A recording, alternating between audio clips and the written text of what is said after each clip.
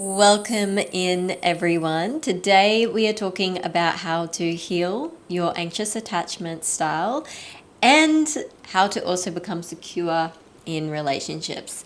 This quite literally will be a step-by-step guide as to how to heal your anxious attachment.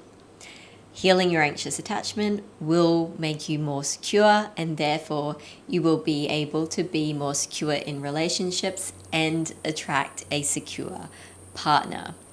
We are going into such a deep dive, so let's get right into it. I have some notes on my computer as well, and we are live on my TikTok.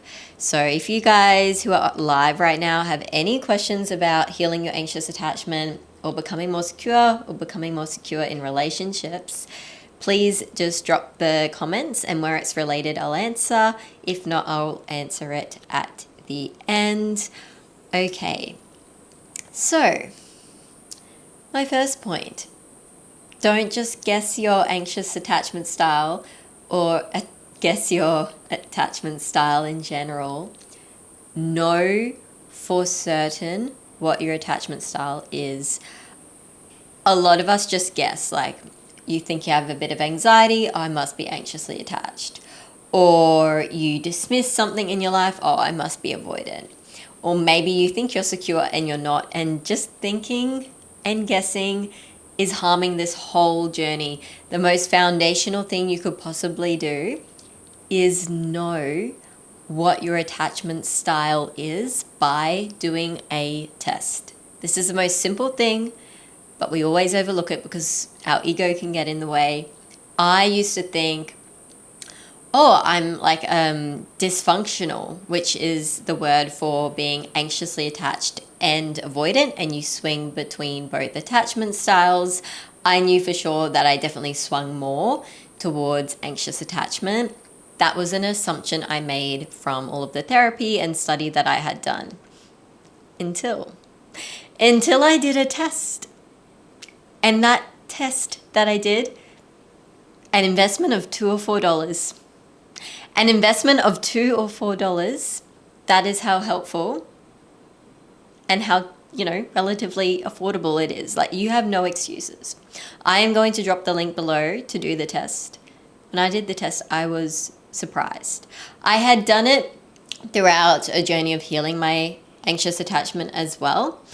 And what it appeared to be was I was very much so, yes, an anxious attachment style, but I also had some qualities of someone who was secure.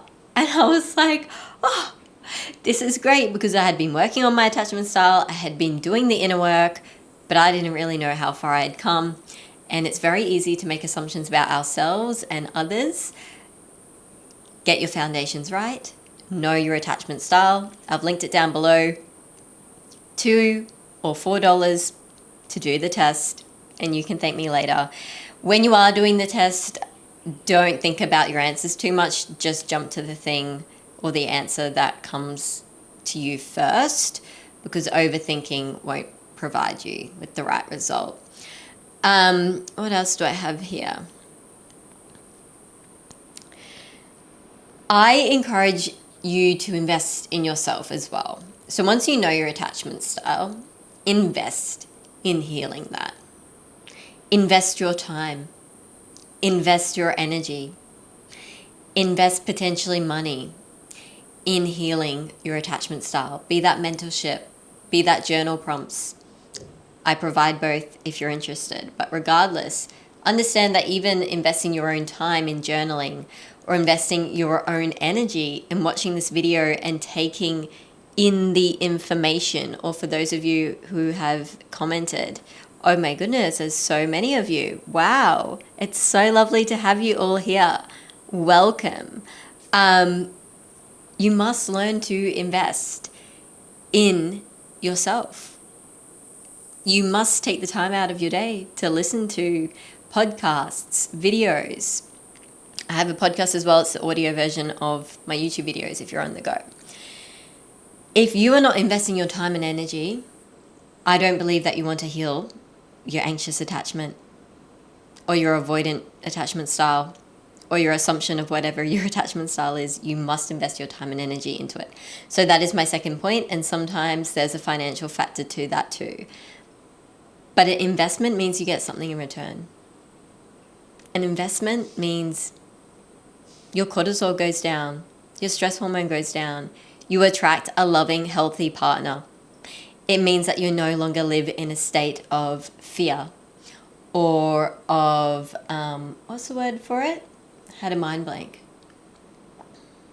Hypervigilance, survival mode. I think that's worth the $2 or $4 of investing in, doing the test, knowing what your attachment style, having a professional tell you what your attachment style is. And that test is done by professionals. It has been made by world-renowned psychologists. It has been made by people who have done so much endless research on attachment styles.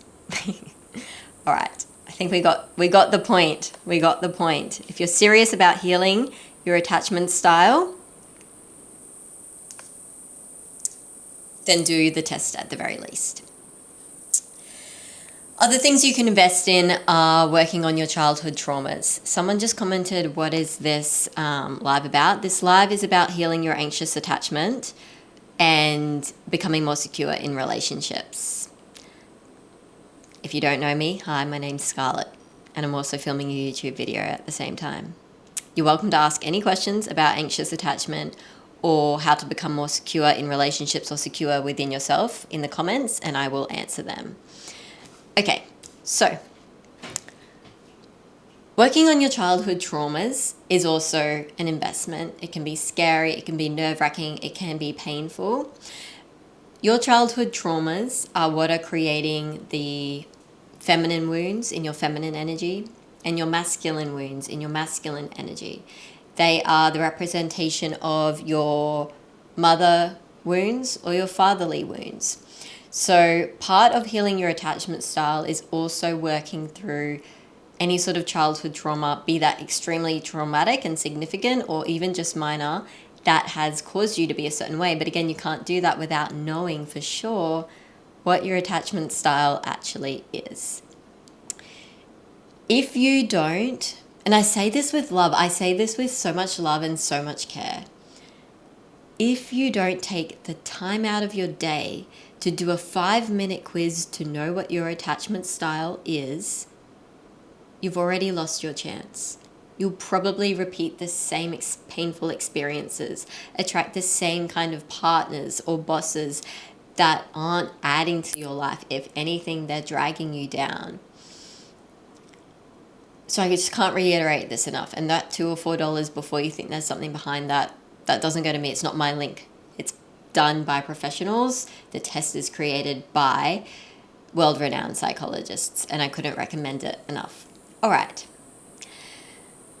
Number 2 is if you have a partner or you have an ex-partner or an ex that comes to mind right now, don't just guess your partner's attachment style. Do the test. There are tests that you can do as well to know what your partner's attachment style is. Obviously, it's ideal if they do it in their own time by themselves, but if they're not open to that or they are your ex and you're not in contact with them anymore, you can do a separate test that will tell you what your partner's or ex's attachment style is. And that is so helpful for understanding and reflecting on dynamics within the relationship. It's also very helpful in understanding why you reacted in certain ways and why they reacted in certain ways. And if you are in a loving relationship and you care about that relationship and you know that you do struggle with your attachment style, it's going to bring you two closer together. And it's one of the best blessings and gifts you could give your partner and yourself. So I couldn't recommend that enough. Another thing you can do is obviously go to couples therapy. But if your partner is unwilling to do the work, if your partner is unwilling to sit down and do a 5-minute quiz that costs them $2 or $4, you can't force them to change. You can't force them to take the test. You can't force them to go to therapy. People will only change if they want to change. So understand that. And if they're not willing to do the work, distance yourself, potentially walk away. I don't know the dynamics of your relationship. I'm not saying reach out to your ex and get them to do the test. No. You can also just do the test reflecting on your partner. There's a separate one you can do. Reflecting on your ex. And it will tell you what their attachment style is. I'm just saying if you're in a relationship, it is better if the person that you are in a relationship with does it themselves, because it will be more clear, because sometimes we can obviously be biased towards our previous partners. And you don't live in their brain, right? Okay. Moving on from all of that, the exciting, juicy stuff. Let's see if we've got any questions.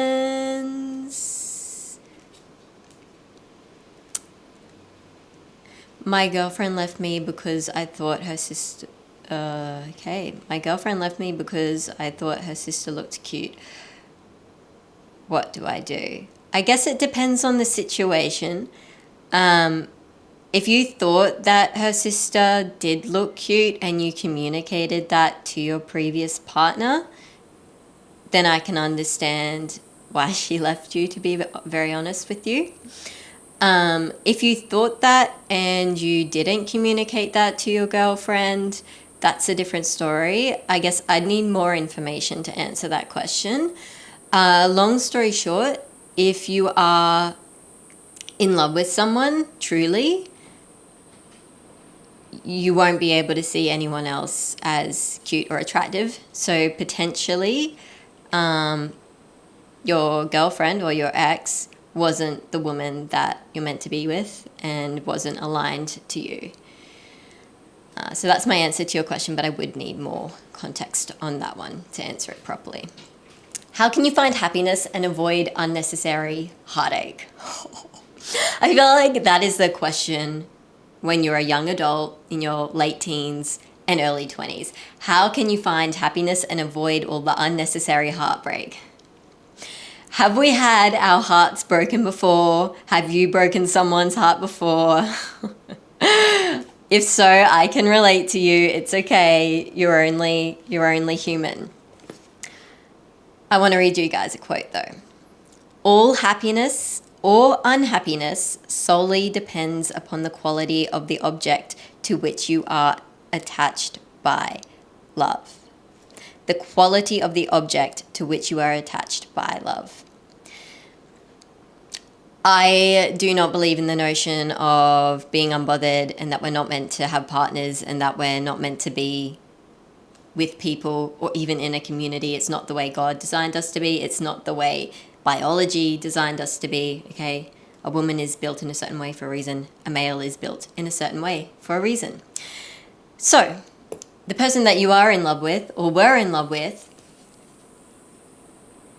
who they are at their core, what their attachment style is like, it does dictate your happiness.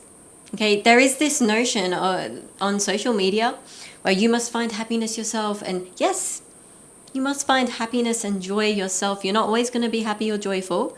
Life has its ups and its downs, and it's meant to be that way so that we actually understand, oh, this is joy or this is happiness, because we have experienced grief, heartache, pain, okay? We're meant to experience the full spectrum of emotions, and that's normal. When you are with someone in a relationship, how they are does dictate your happiness because you're in love, okay? Could I make a more confirmed statement today? What is this notion that, oh, your partner shouldn't dictate your happiness? If you're in love with them, you see them in pain. You see them in a severe state of, negative health. Are you going to be happy? No, you're going to be concerned for them. If you see your partner happy and chasing their goals and succeeding, or you see them laughing or smiling or giggling, are you going to be happy? Yes, because you're going to be happy for them. That is what love is. Okay? You're only as troubled as the relationship you're in. So the other side of happiness is also the heartache that you can experience when you are in a relationship. You're only as troubled as the relationship you're in. There's two relationships in this context. The relationship with yourself and the relationship that you have with that significant other. And if you're spiritual or religious, you might want to chuck in a third one, which is the relationship that you have with God or the Lord.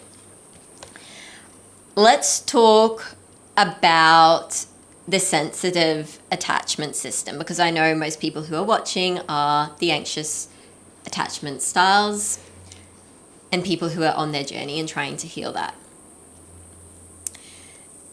In a book that I've been studying, there's this lady called Emily, and the way she's reacting, she is so anxiously attached. She seems like borderline personality disorder, like borderline a little bit psycho, And the truth is she's not. Her attachment system, so if you're anxiously attached, you have an attachment system. If you're avoidant, you also have an attachment system. When your attachment system is triggered, then you might come across like borderline personality disorder, but you're not. Understand that you just have an activated attachment system. People with an anxious attachment style like Emily have a super sensitive attachment system. As we mentioned in previous chapters, the attachment system is the mechanism in our brain responsible for tracking and monitoring the safety and availability of our attachment figures. If you have an anxious attachment style, you possess a unique ability to sense when you're in a relationship and if that relationship is threatened in any way, shape, or form. Can we get like a hand raise emoji in the chat right now?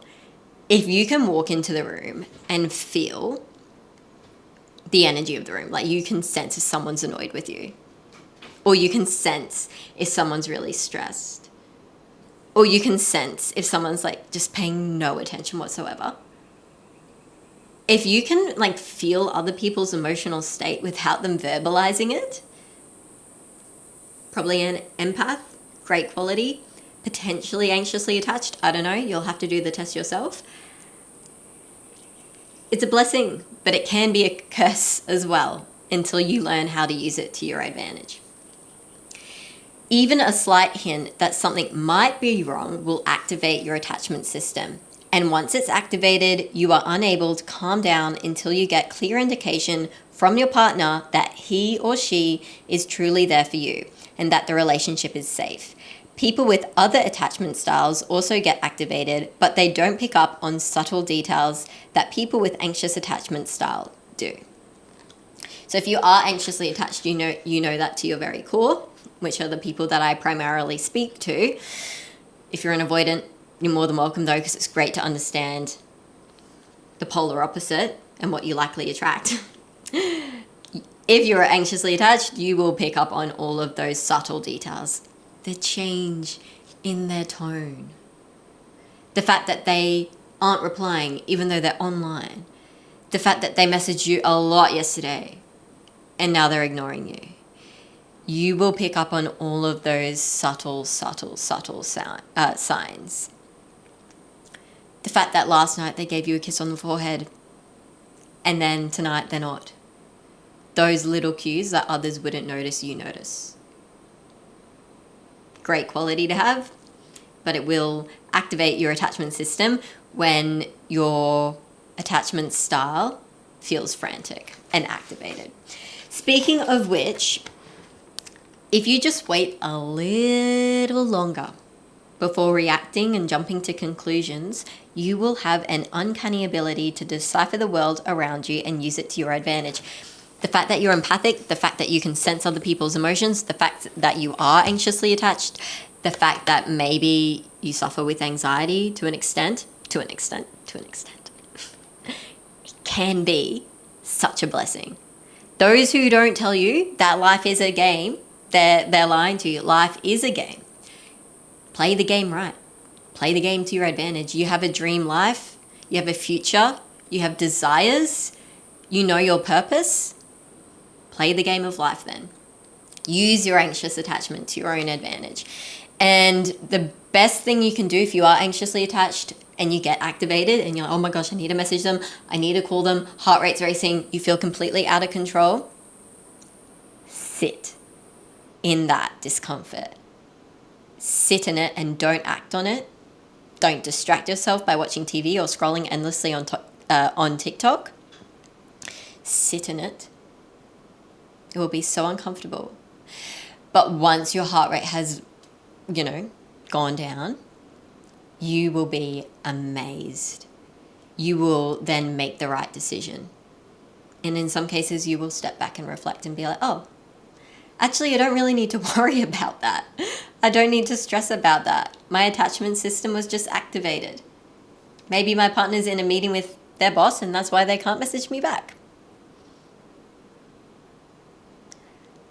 When you heal your anxious attachment, it's like you're finally living in the presence, okay?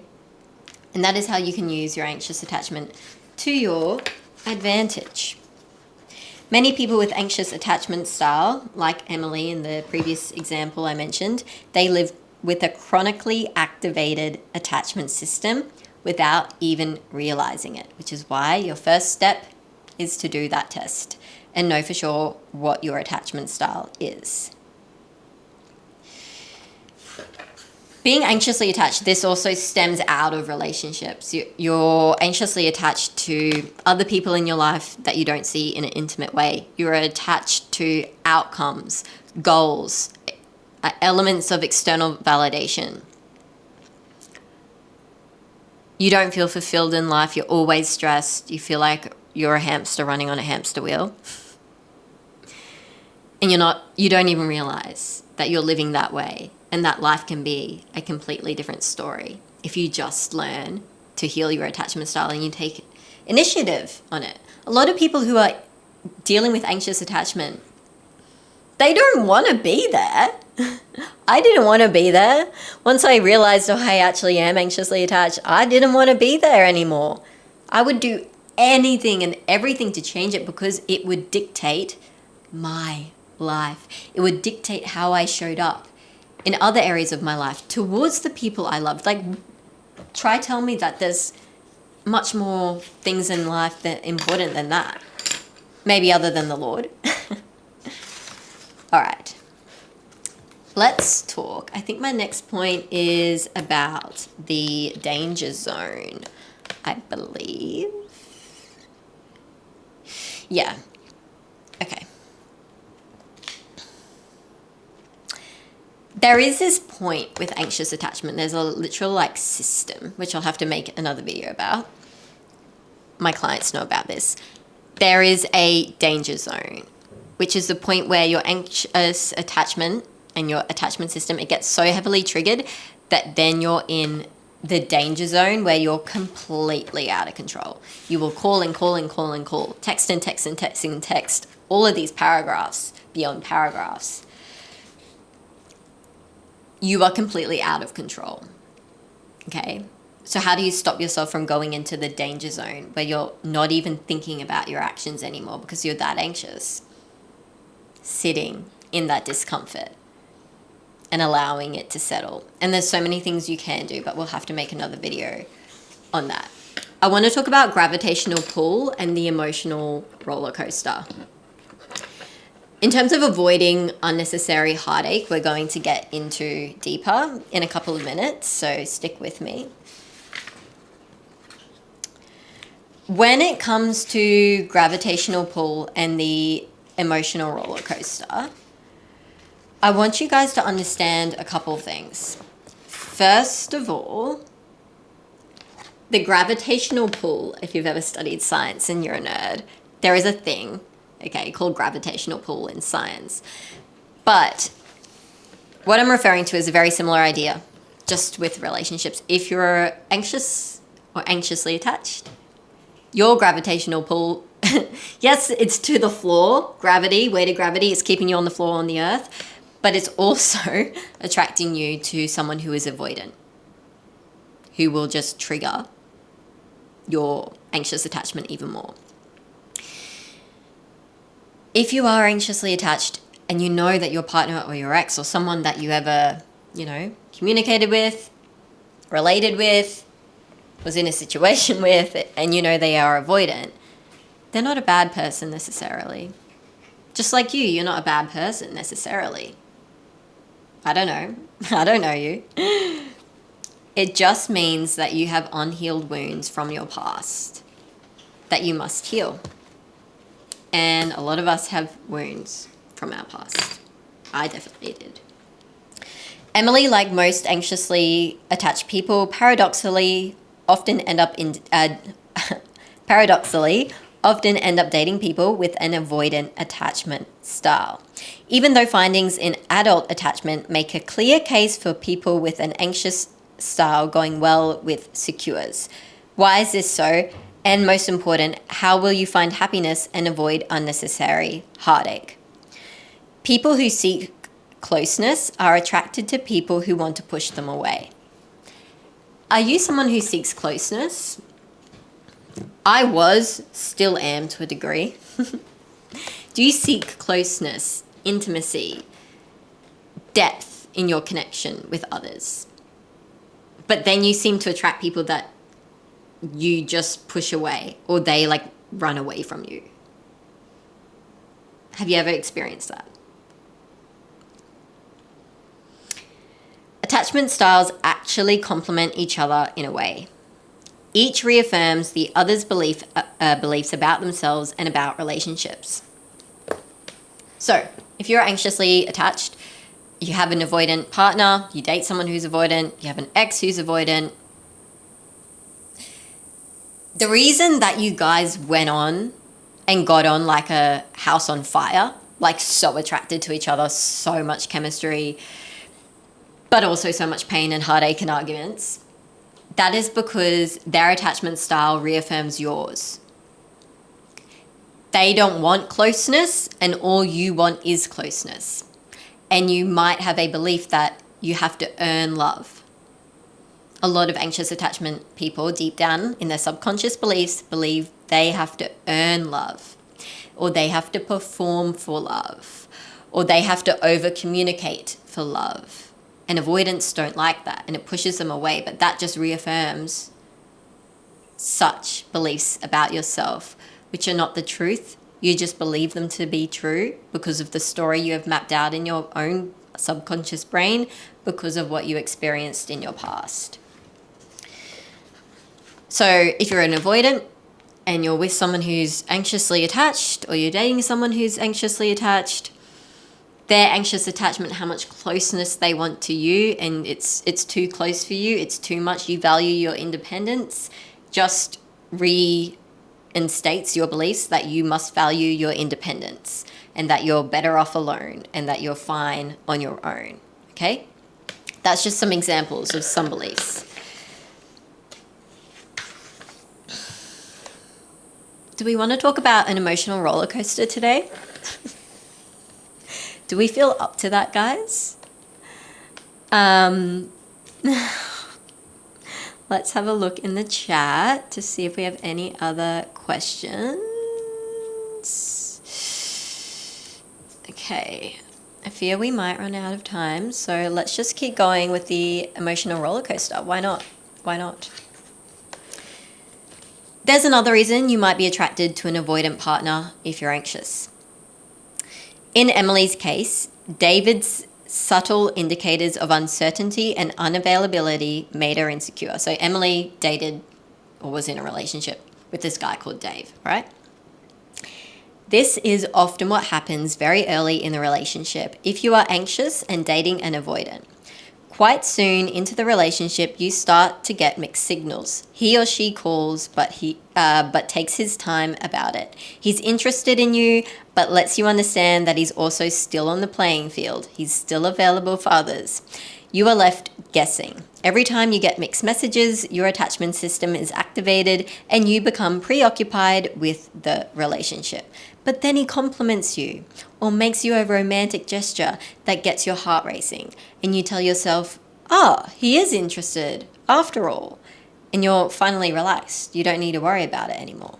But unfortunately, this bliss that you experience is very short-lived. Quickly, the positive messages become mixed once again with ambiguous ones, and again, you find yourself plunging down the roller coaster. You now live in suspense, anticipating the next small remark or gesture that will reassure you. After living like this for a while, you start to do something interesting. You start to equate, listen, if you're going to listen to anything, listen to this. You start to equate the anxiety, the preoccupation, the obsession, and those ever so short bursts of joy with love. What you're really doing is equating an activated attachment system with passion. An activated attachment system doesn't mean love. I hate to break it to you, but it does not mean love. It also does not mean passion. It also does not necessarily mean that that person is your person. It just means that your attachment system was activated. If you've been at it for a while, you become programmed to get attracted to those very individuals who are least likely to make you happy. If you have been in a relationship and you're anxiously attached, and you've been in a relationship with an avoidant for a while, like the more time, the more this is ingrained into your nervous system and your subconscious brain, you start to genuinely believe, no. Scarlet Loon, Miss Scarlet Loon, no, you're wrong. I genuinely love and adore this person. That's where it gets confusing. That's where it gets messy. Because you're mistaking an activated attachment system with passion. No. We argue so much because we love each other.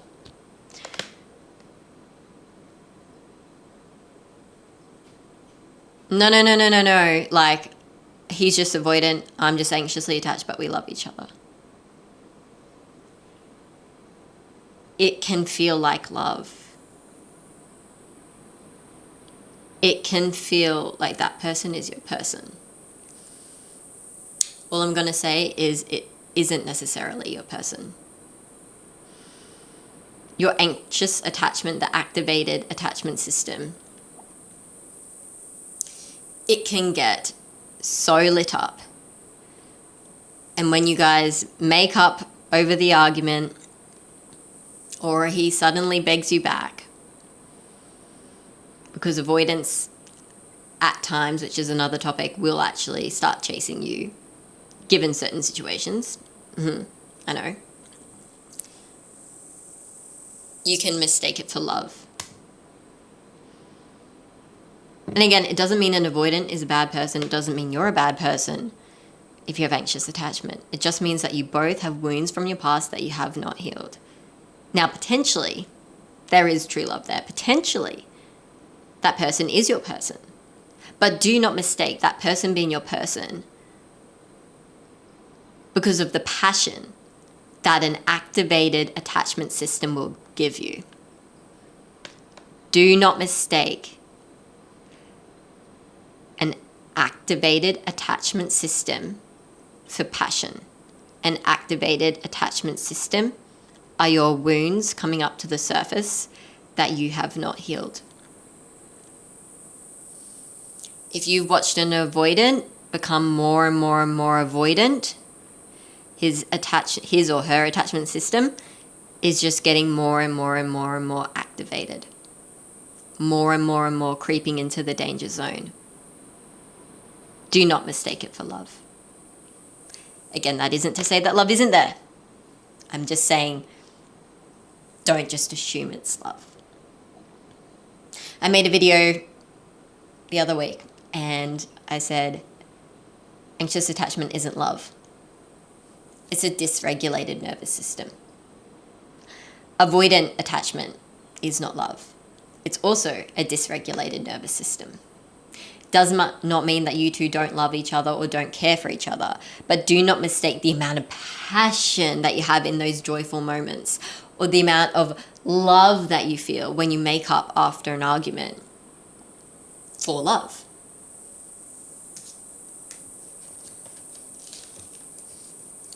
Okay. True love in the evolutionary sense means peace of mind. True love in the evolutionary sense means peace of mind. Okay?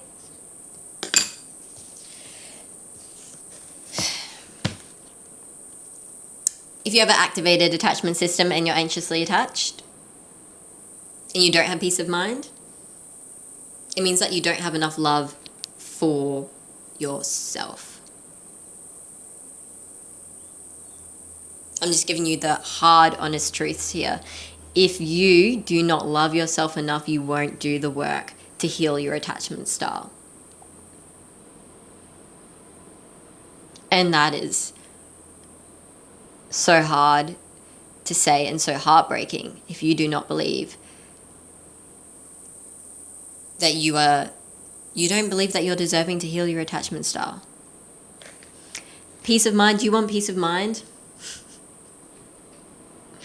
With an avoidant and you're anxiously attached, good luck. You want peace of mind and you're anxiously attached and you're with an avoidant, good luck. But start working on your own attachment system. You can also give yourself love. You can also learn to love yourself more.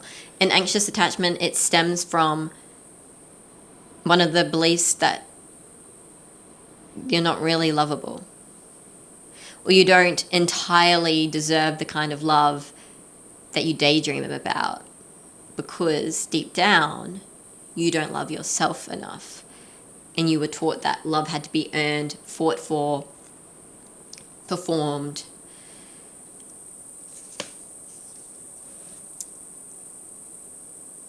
If you're anxious or you're anxiously attached, let's talk about dating. I made a video about dating recently and it definitely got some feedback. I feel like TikTok is a place for dating advice. And it gets in your head and then you ramble up and you're like, oh my goodness, I've just heard 50 million pieces of advice. I don't know what to do. I'm going to give you the psychological truth of what you should do if you are anxiously attached. You know that you're anxious. Here's my first piece of advice. If you are that person, don't date someone who is avoidant. Just don't. Don't cause yourself the predictable heartbreak, the predictable pain, the predictable stress. You deserve more than that. You don't deserve that stress, that heartbreak, or that pain. I don't want any of you to experience that ever again. Again, it doesn't mean avoidance is bad. It just means that they need to work on their attachment style and you need to work on your attachment style. So, as an anxious person, someone who's anxiously attached, if you want closeness and intimacy, an avoidant will want to maintain some sort of distance, emotional and or physical. Oh dear, 2 and 2 don't match. If you are very sensitive to any signs of rejection, an avoidant will send mixed signals that often come across as rejecting. If you find it hard to tell them directly what you need and what's bothering you, and you use protest behavior instead. Protest behavior is where you protest your own attachment system, which I've explained in another video. It's when you endlessly call them, text them. They don't answer, then you contact their family members or send them emails. Okay, I know because I used to be that person. I'm speaking from experience. Then they, as in an avoidant, are very bad at reading your verbal and non-verbal cues and don't think it's their responsibility to do so. You need to be reassured and feel loved. They, as in avoidance, they tend to put you down to create distance as a means to deactivate their attachment system. You need to know exactly where you stand in the relationship. Am I your girlfriend? Do you like me? Do you love me? Can you see me as your future wife? They, an avoidant, prefer to keep things fuzzy. Even if your relationship is very serious, some question marks still remain. Just a couple examples as to why, if you're single, to not date an avoidant. Just a couple. Happy to share some more anytime. I love doing this live. I love doing this live. It's giving me so much more energy and passion than just talking to a camera. If you guys are watching on YouTube, I will post this on my YouTube channel. Head on over to my TikTok. And if you're on my TikTok, head on over to my YouTube channel if you're interested in this kind of stuff. Here's my conclusion about all of this to kind of just wrap it up. Avoidants are in the dating pool more frequently and for longer periods of time. This isn't just my conclusion. This is psychological science, proven, researched. Avoidants are in the dating pool, dating people on dating apps, whatever, more frequently and for longer periods of time. Oh dear. That means your likelihood is that there's a lot of avoidance in the dating pool. Oh dear. I know. Conclusion. People with a secure attachment, the goal is to be secure. Okay?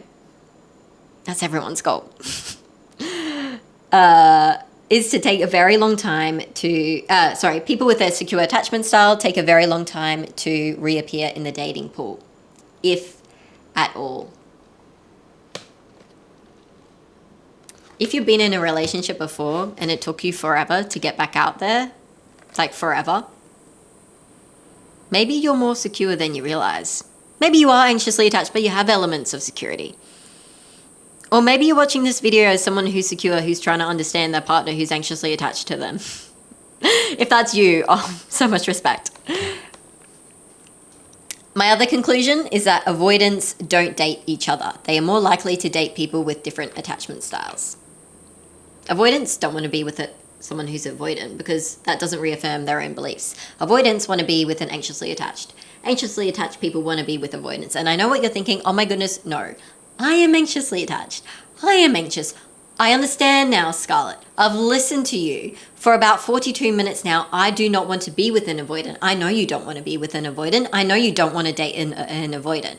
Subconsciously, in your nervous system, in the middle of your brain, you will be attracted to avoidants. You will want to date them. The probability that they have an avoidant attachment style in the dating pool, do you want to know the percentage? Who wants to know the percentage? How much of the population in the dating scene is avoidant? 25%. 25%. Did you guys get that clearly? Even with my Aussie accent that doesn't sound entirely Aussie, because I used to live overseas. My accent is so weird. Secure attachment here, discarded by a covert narcissist with avoidant attachment style. Wow, amazing. So lovely to have you here. Look, someone who's anxiously attached can also be a narcissist. An avoidant can also be a narcissist. It's all possible, all right? But it's not to say that every anxiously attached person is a narcissist and every avoidant is a narcissist. Often when we know our attachment style, we think that the opposite attachment style must be a bad person or must be a narcissist. It's not necessarily the case. Do not get me wrong though, narcissists, they do exist. Had my fair share of those. The issue is if you're anxiously attached and you start dating someone,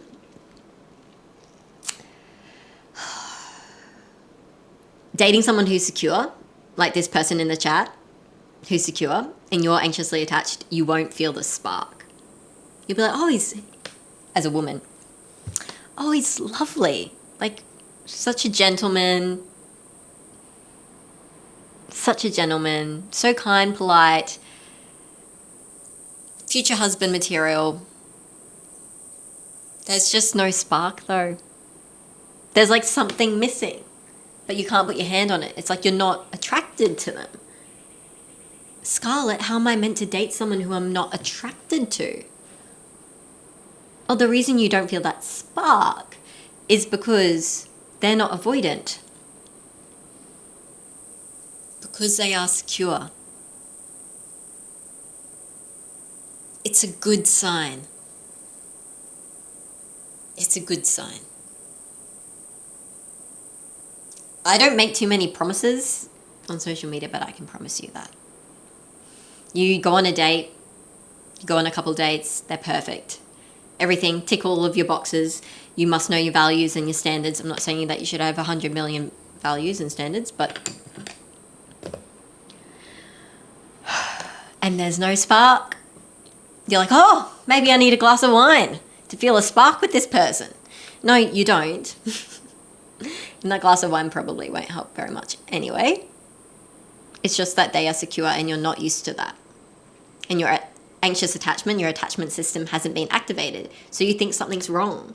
Because having an anxious attachment, someone activating that attachment system is so normal to you that anything different feels so unfamiliar and so uncertain and so unnormal that you push them away. Anxiously attached people, if you have pushed away good men in the past and upon reflection, you're like, why did I push those good, perfectly okay men away? Because you didn't feel a spark. Maybe it's because they were secure. Probably is. Not feeling the spark at first doesn't mean that they're not destined to be your future husband or future wife.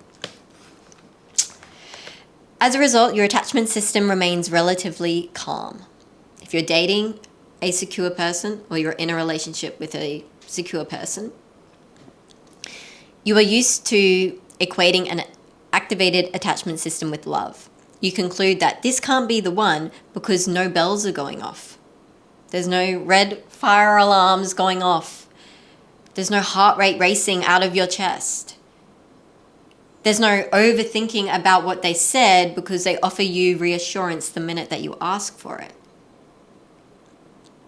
You associate a calm attachment system with boredom, indifference. Oh, we're just not, meant for each other. Like, I can't really pinpoint exactly what it is, but we're just not meant for each other. Because of this fallacy, you might let the perfect partner pass you by.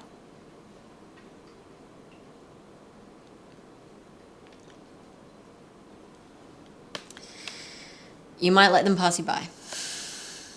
Yeah, there's plenty of fish in the sea, but there aren't plenty of people or fish in the sea that align to your values, that align to your standards, that are also secure. Remember, 25% are avoidant. I'm not saying this to freak you out and activate your attachment system and you're like, oh my gosh, now I'm so anxious, I'm not going to find anyone. That's not what I'm saying to do or will happen. I'm just making a note. The trick is to not get hooked on the highs and the lows and mistake an activated attachment system for passion or love. Do not let emotional unavailability turn you on. Oh, he's emotionally unavailable. That's so attractive. No, it's not. No. No. Oh no, but there's so many other qualities about him that make him so attractive. Yet he's emotionally unavailable for you. Even though you've expressed that you're anxiously attached. And he still won't offer you reassurance. Again, not a bad person necessarily. Probably just an avoidant attachment style. I don't know. I don't know him. You know him better than me. I'm not here to make assumptions. Thank you for getting back to myself because he really was amazing for months and then abruptly left. Yep. Someone who abruptly leaves, like, just gets up one day and leaves and doesn't provide you any clarity. Avoidant. Because if you were the person to abruptly get up and leave and you're the anxiously attached, you're going to want to sit down with them, talk through everything, help them understand why you're leaving. We only have a couple minutes left on this video because I am filming for the YouTube channel right now. let me just leave it at this then. If you're anxious, you should be dating someone secure. And in our next video, we are going to go through the cues so that in the dating scene, you can know, oh, these are the cues for someone who's avoidant, but these are the cues for someone who's secure. Some of the best inner work you can do is going out into the dating scene and being able to pick up on those cues. However, if you're not ready for that yet, that's okay. And sometimes you need a couple months or half a year to work on your attachment system and heal some wounds so that you don't just go out there and attract an avoidant partner and experience the same heartache and the same roller coaster.